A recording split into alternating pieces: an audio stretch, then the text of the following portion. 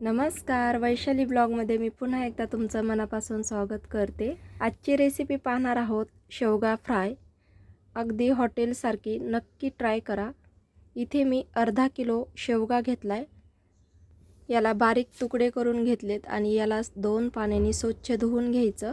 त्यानंतर आपल्याला थोडंसं पाणी घालून अर्धवट याला शिजवून घ्यायचे। यामध्ये 1 चमचा मीठ घालते।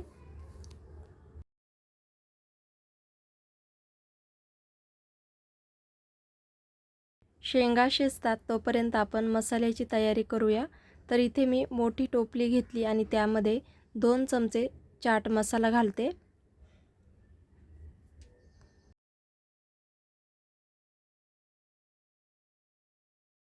2 चमचे धना पावडर,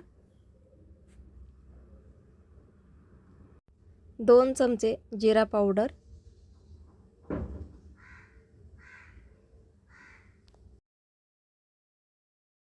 तर आपण शेंगाला बघूया। तर शेंगा छान अर्धवट शिजल्यात। याला मी काढून घेते। या शेंगाला आपल्याला एका चाळणीमध्ये काढून घ्यायचं।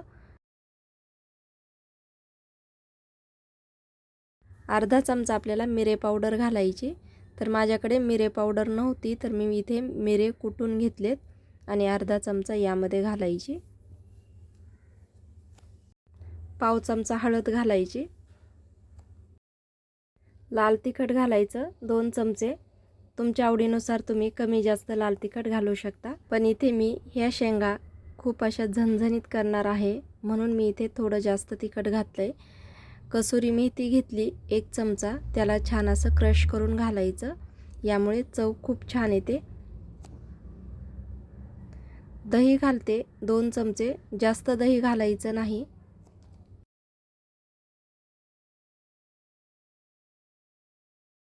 चवीनुसार मीठ घालूया। आलं लसूण पेस्ट 2 चमचे, बारीक चिरलेली कोथिंबीर घालूया। हे सर्व साहित्य आपल्याला एकजीव करून घ्यायचेत। तर यामध्ये आपल्याला शेंगा घालायच्यात। शेंगा छान कोरड्या झाल्यात।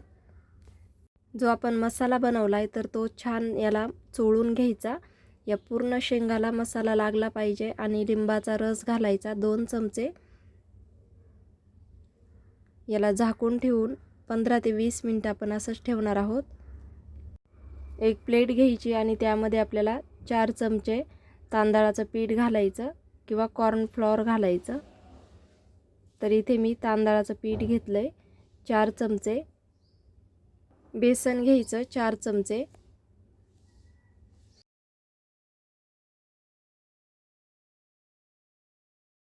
थोडं मीठ घालायचं।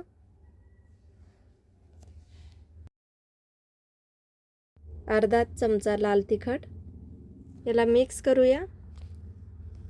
मिक्स केल्यानंतर आपल्याला हे पीठ आपल्याला शेंगाला चांगलं लावून घ्यायचं आणि फ्राय करायला ठेवायचं। मसाला छान असा शेंगामध्ये मुरलाय आणि बघू शकता मस्त याला पाणी पण सुटलंय। आता यातल्या आपल्याला शेंगा 1-1, 2-2 घेऊन याला पीठ लावून घ्यायचंय। कमी लावलं तरीही चालेल, मी फक्त तुम्हाला सुरुवातीला दाखवते कसं लावायचं। पिठामध्ये फक्त आपल्याला शेंगा घोळून घ्यायच्यात।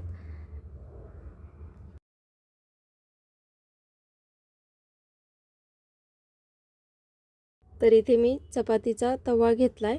तुम्ही या जागी लोखंडी तवा घेऊ शकता किंवा पॅन घेतला तरीही चालेल। आता तेल घालायचं 2 ते 3 चमचे आणि यामध्ये आपल्याला शेंगा व्यवस्थित अशा ठेवून द्यायच्या। तर या शेंगा रेसिपी एकदा नक्की तुम्ही ट्राय करून पहा आणि मला कमेंटमध्ये कळवा तुम्ही बनवलेल्या शेंगा कशा झाल्या। शेंगा फ्राय करत असताना आपल्याला गॅसची फ्लेम कमी ठेवायची। एकदम लो फ्लेमवरती ह्या शेंगा फ्राय करून घ्यायच्यात। वेळ लागतो पण खूप छान अशा टेस्टी आणि कुरकुरीत ह्या शेंगा होतात।